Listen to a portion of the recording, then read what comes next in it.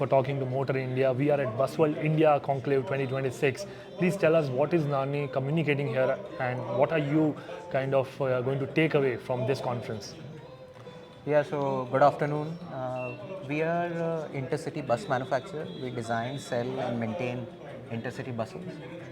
We sell to private operators, and today our buses are connecting almost 150 cities, and we don't take any subsidy from the government. And I think Busworld is happening, I think, after 8 years. 8 years, yes.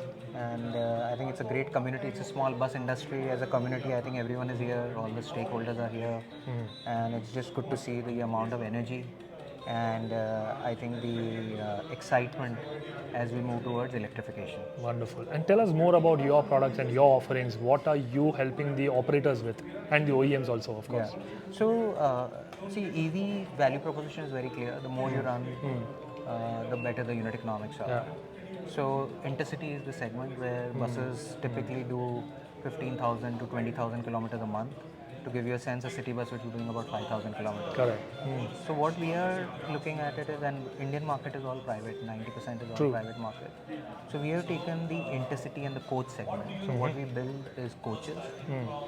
Coaches are, where they have luggage space in the bottom and they do long distances.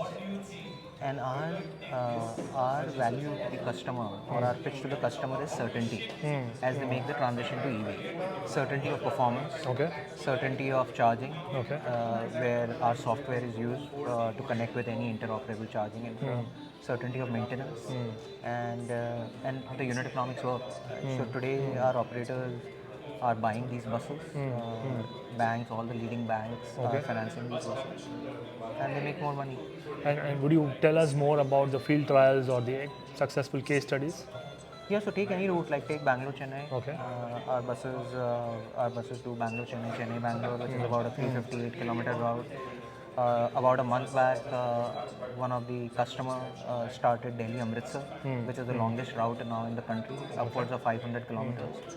These are all sleeper seater buses, and there is no trade-off of extra charging time. Right? So commuter is basically able to finish the trip as they would be doing in a diesel bus, only with much better experience. Got it. And where do you think the industry is moving and what is stopping its full potential growth? Is it finance, it is infra, or is it the scale or the demand? So it's not about just one factor. I think everything has to come together to happen. Our thesis is we have to build excellent products.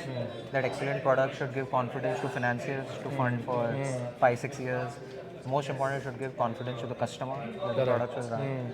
I think at the end of the day, given that there is no dependence on government subsidies, especially for intercity, you're absolutely right why the adoption is not taking off fast. And the way I look at it is the ecosystem is maturing, and I think where people will be surprised is how quickly it will evolve into electric, right? Because every day it is compounding. As long as we give products which keep working, I think more and more capital is coming in, whether in charging, whether in financing. So I think it's just more about compounding effect. And if you have to pick two things between the aspirations of consumers to move from cars to buses or government changing regulation or policies to make buses more affordable and more accessible to all the population, what it should be immediately that should be addressed? I think it's important to provide that context. Today, buses move 330 million people. To give you a sense, this is more than all motorized transport combined. Trains would be about, I think, 3-4 million, round about that. Yeah. So the point is, buses have a big role to play. The fact of the matter is, buses still look, how they were looking 20 years back, only with AC. Yeah. Right? Today, you don't travel in a non-AC vehicle. But why are buses non-AC, right? Or you want power steering. Power steering should be a norm.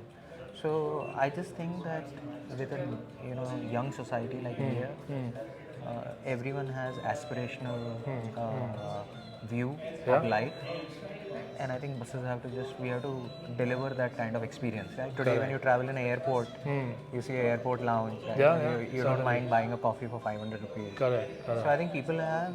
It's not about. I think people have money. People are spending money. I think buses just need to evolve and deliver on that experience. And what would be NaArNi's promise in the whole ecosystem? What would you want to tell the operators? Our promise is very clear. We provide certainty, right? So our product is engineered for certainty. Our certainty is our product will perform every day. Our certainty around SLAs is it will be upwards of 96-97% uptime. Yeah. Spares will be available, and you will have the lowest ownership cost.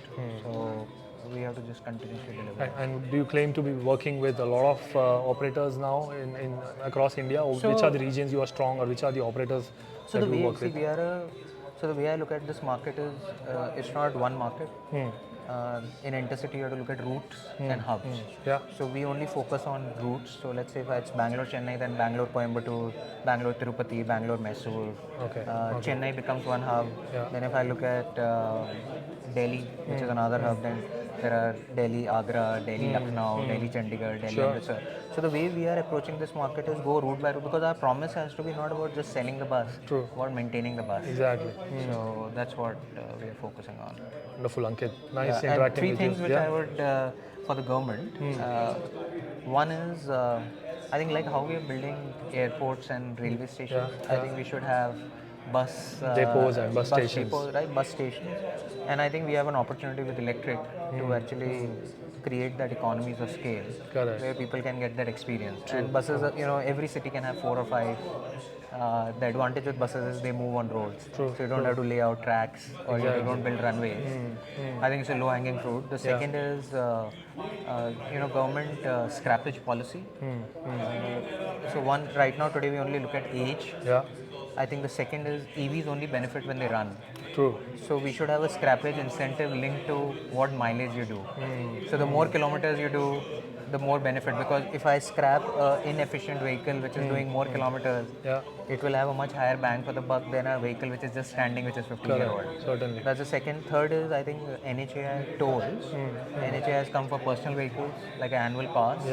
Maybe they can do something for buses. EVs and buses, which can be just temporary. But these are all signals which will only accelerate.